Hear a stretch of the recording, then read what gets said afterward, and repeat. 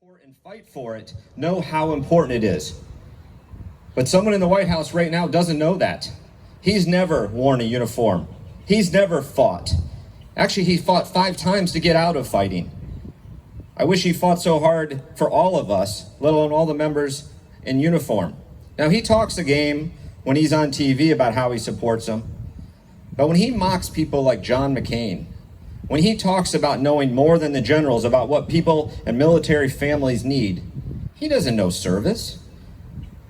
He got elected to represent all of us, but to represent our military as well. And so I just continue to fight and serve the community that I love. And I know you do too, Mayor Pete, and you understand how important this election is. It's not just about casting a ballot and putting your name on there and saying I voted. It's about the character of our country. It's about the national security of our country. It's about what we say to the rest of our future generations about we as a country and what we're going to do and what we represent. And so I just can't ask you enough to go out if you haven't already voted. I hope that you already have voted.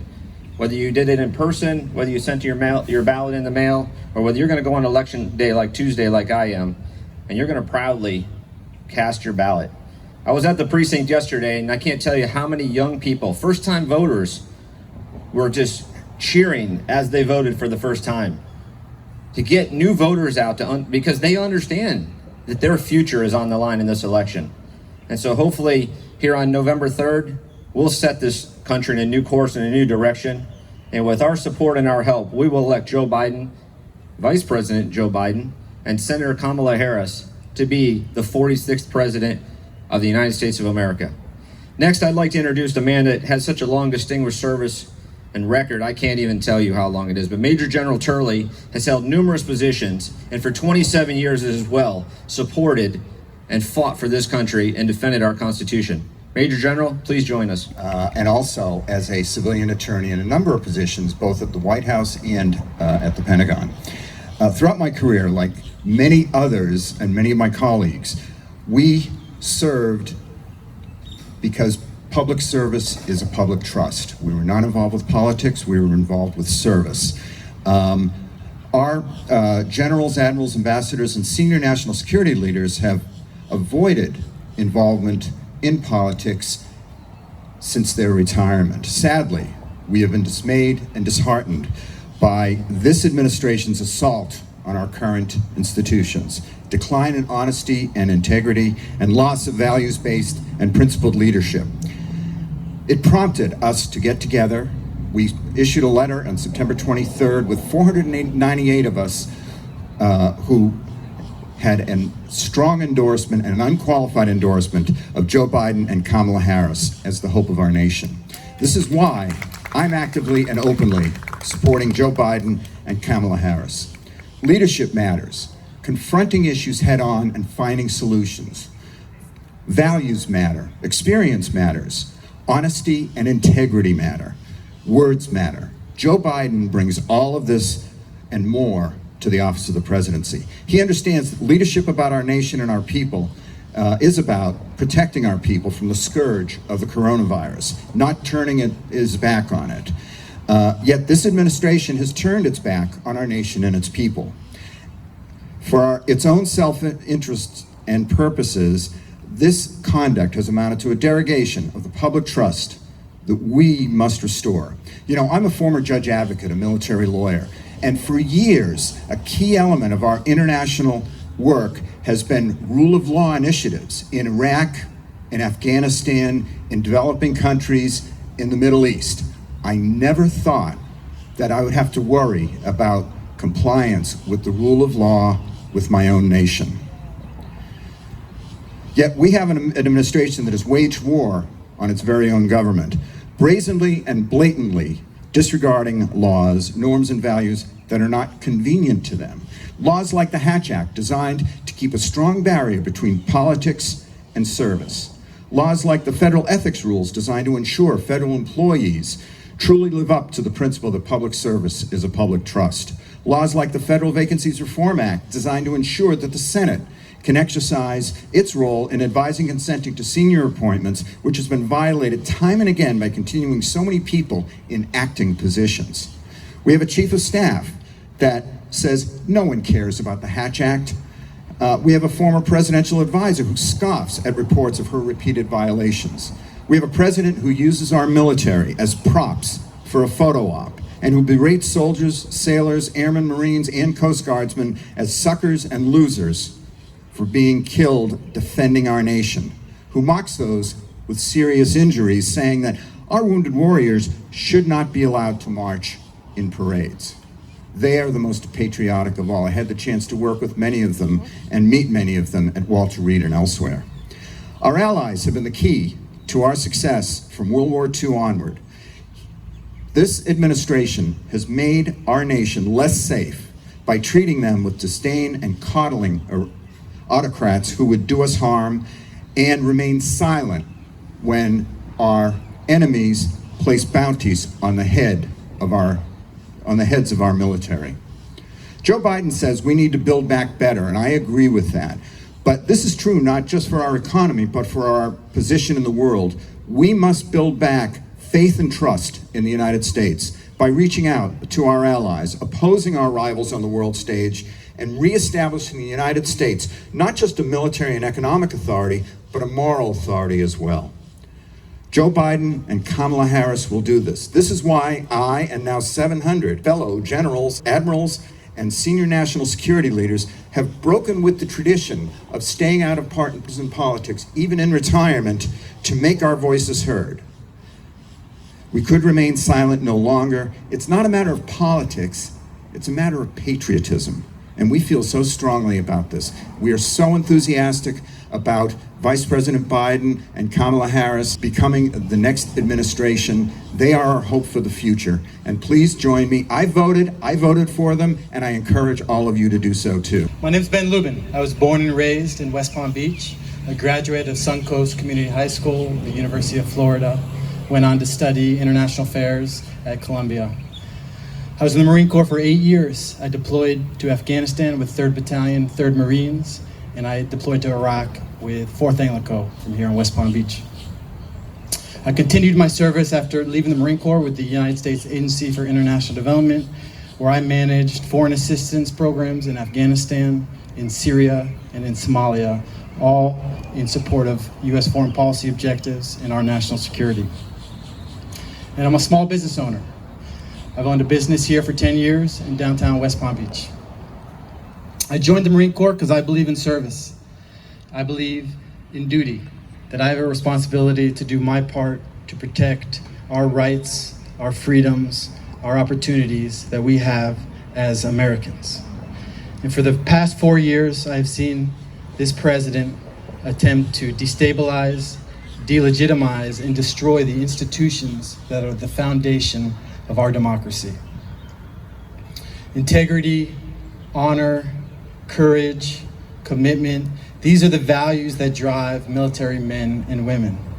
But when we needed leadership in these trying times, our commander-in-chief demonstrated weakness, pettiness, cowardice, ineptitude, and naked self-interest.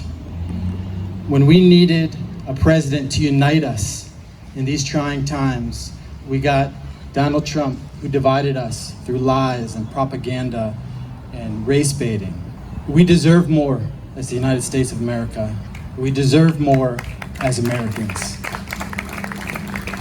That's why I'm voting for Joe Biden and Kamala Harris, who have the integrity, the temperament, the courage, and the compassion to lead us through these troubling times. So vote. Make a plan to vote, and vote early, because the stakes are the highest they've been in our lifetime. And with that, I have the special honor of introducing my mom, our former mayor, our current Congresswoman, and the low to my son, Lois Frankel. General Turley, State Rep Willhite, Terrie, Rizzo, and of course, my beautiful son. Today, I am here as the mother of a Marine. And I want to thank Mayor Moyle for this beautiful memorial that we have here in the city. And thank all the veterans who are here today for their service. You know, when people ask me what I'm most proud of in my life, It's not a bill or a cause I championed.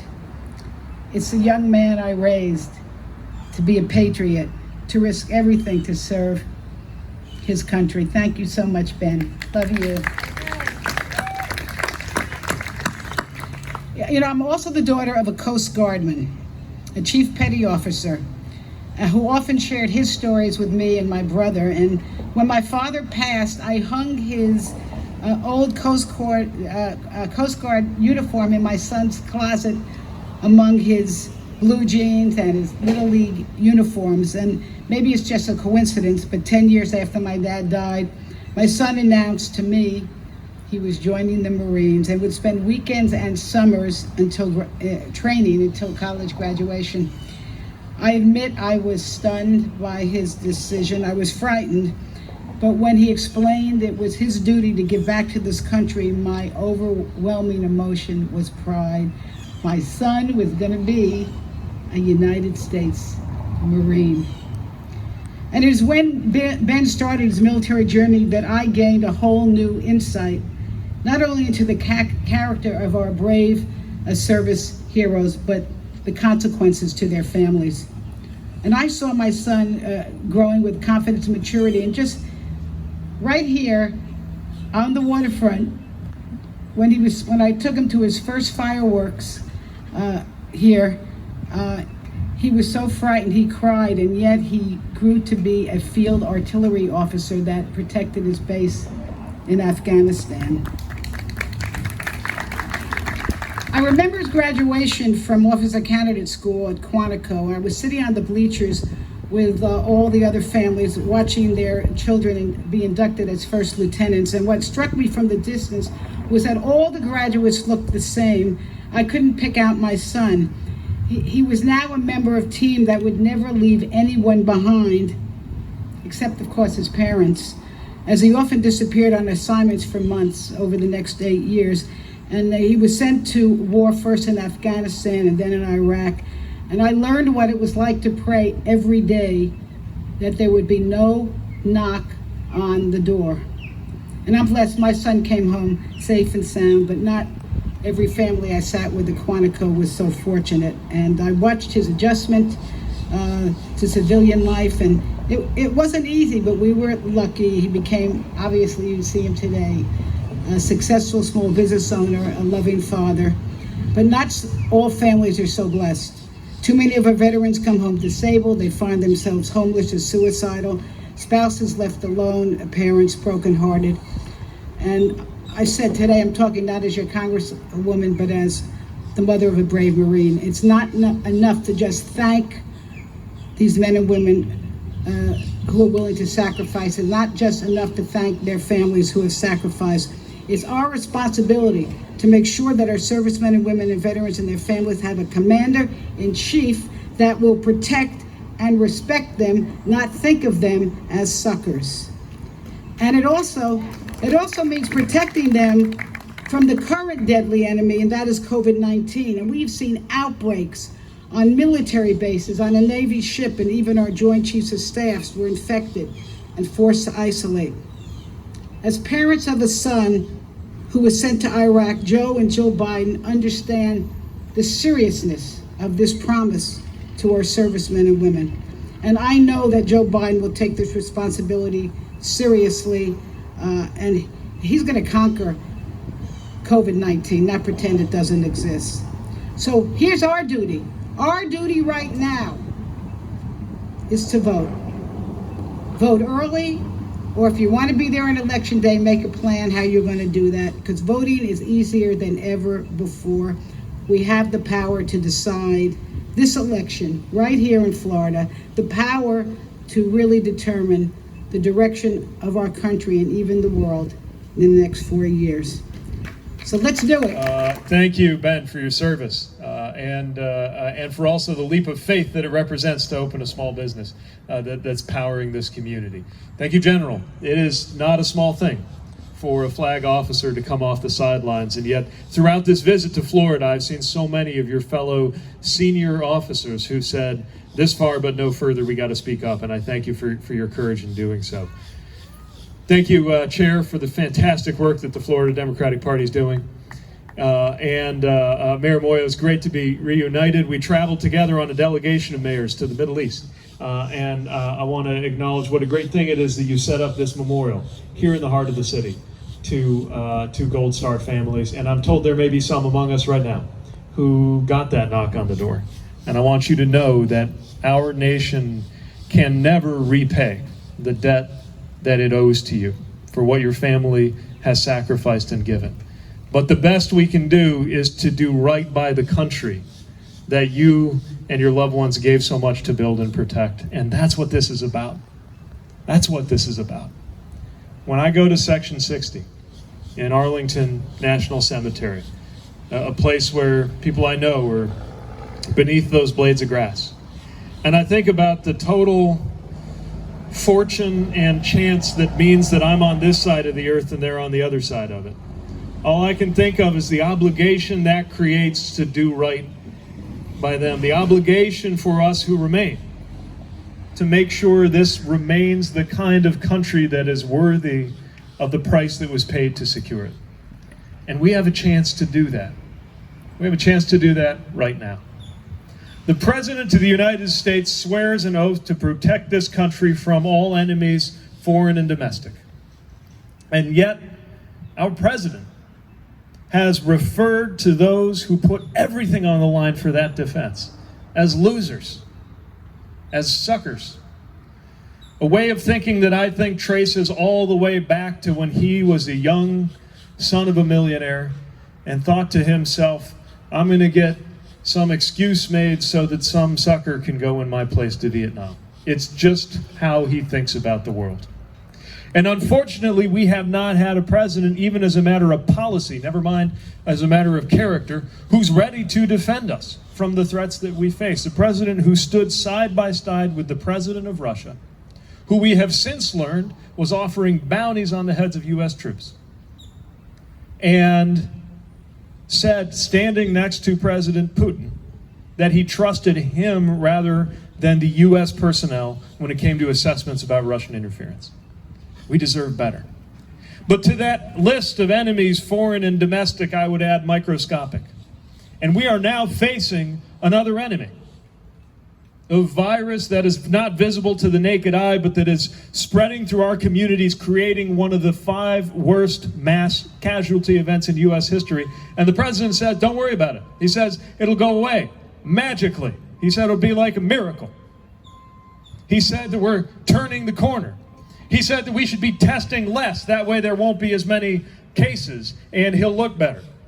This is the kind of leadership that we have right now. America deserves better and lives are on the line. Now, one saying that is common in the military, and I'm glad, by the way, there's finally some Navy folks here because they've been throwing a lot of folks from the other branches my way. So thank you, State Representative, for your service, really 3 times over, serving in state office, serving as a first responder, active duty, and your service in the finest of the branches, the U.S. Navy. We're so glad that you're serving as you are, and I'm glad I'm not the only squid around here. But one of the things we would always say, of course, when we were done teasing each other about our little rivalries, is one team, one fight. We are all in this together. And that's how it feels right now being part of this Biden-Harris team. No matter who you supported in the primary, maybe you supported me, maybe you supported, and thanks if you did, maybe you supported one of the other 20 or so candidates who were running.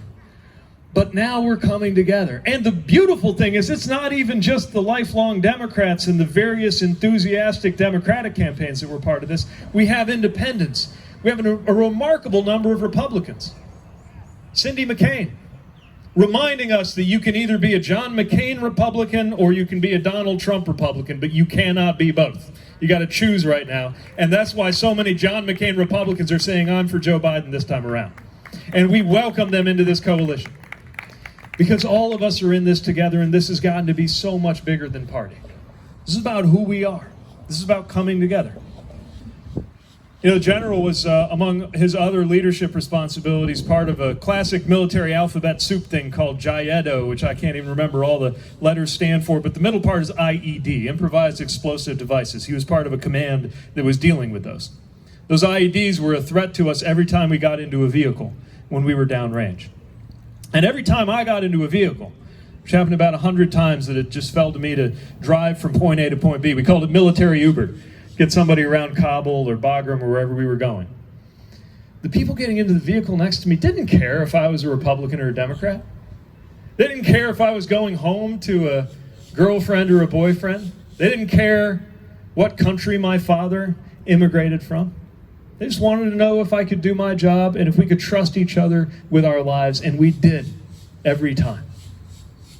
That's the spirit that we need to bring with us now, trusting one another with our lives, because just like a unit downrange, this whole country is facing the pressure of circumstance, grave danger, and with it an opportunity to pull together and get something different done. So I'm not just here because of who we're up against, although I think the shameful words and actions of this president ought to be reason enough, but I'm here because of who we're for. When Joe Biden is, we're for a better future. When Joe Biden is president, we won't have a president trying to pretend he cares about military families, because the Bidens are a military family. They know exactly what it's like to hug a loved one before he gets on a gray tail plane to take you downrange. When Joe Biden and Kamala Harris are in office, we will have people who understand that we need to expand health care, not take it away like this president's fighting to do in court as we speak. We will have people in those offices who understand that a good economy is not one where billionaires are adding to their billions. It's one where everybody is able to get a good job and keep it and get ahead, and where one job is enough. Wouldn't it be nice to live in a country where we all knew that was true? That's what we have a chance to deliver right now. We have a chance to have an administration that deals with scientific and medical questions by listening to what scientists and doctors have to tell us, and knows that climate change is real and threatens our communities, whether they're coastal cities like this or river cities like mine or anywhere in between.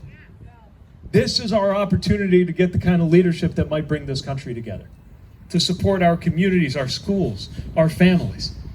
A president who understands what it means to watch rights come up for debate for those of us whose marriages exist only by the grace of a single vote on the United States Supreme Court, and who knows that everybody ought to be equal, which is why an Equality Act will be passed and signed by President Joe Biden. Someone who understands the value of our educators and will support them with the Secretary of Education who actually believes in public education.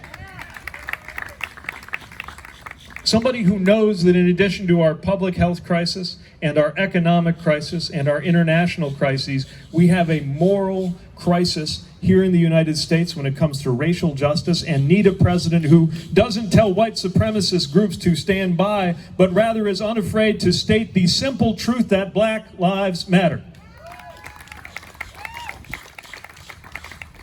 Now, here we are at this pivotal moment, and I told the Biden-Harris campaign when I said I was going to support them that they could send me anywhere they needed me. Not knowing that that meant being on Fox News quite as often as it has lately, but that's where I'm needed, that's where I'll go.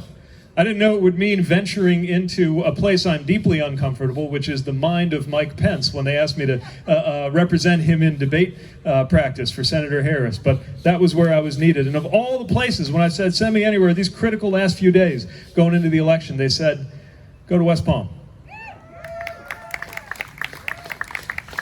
Because we know there are votes still out there. We know how strong the support is around here, but look, the numbers, the encouraging poll numbers that we see showing Joe Biden winning, they're great, but they're just numbers until people actually vote. And we need to get that message out that if you got that mail ballot, you got to walk it in, drop it off in person, so we make sure it gets counted. That whether you're doing it early, and we're going to encourage everybody to take advantage of that early vote, or whether you're doing it in person on Election Day, that you get out that vote, because it is so important. And we know there are folks, there are friends of ours, maybe people we served with, who voted Republican all their lives, but they know not to do it this time around. We got to let them know they're welcome in this coalition. But we've also got to reach out to those who are still deciding whether to vote. They're just not sure it matters. They're frustrated, turned off by the system and the abuses we've seen. We've got to let them know your vote is your moment of maximum power. We got to get that message out. Su voto es su voz. Es tan importante que todos voten en esta elección. All of us need to be standing as one. And when we do, we're going to be able to actually look back with pride on this year. I know that's a strange thing to say, because the thing about 2020 is it sucks. But the other thing about 2020 is it's not over. The story of 2020 has not yet been written, and we together are writing the last and most important chapter in the story of 2020. So thank you for what you're doing to get out to vote, to write that new and brighter chapter, and to make this a moment we're all proud of. Thank you, thank you, thank you. Let's get out there, stay after it, stay safe, stay motivated.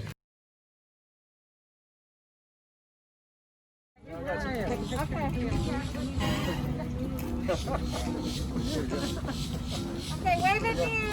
I support you. Woo! That's so good.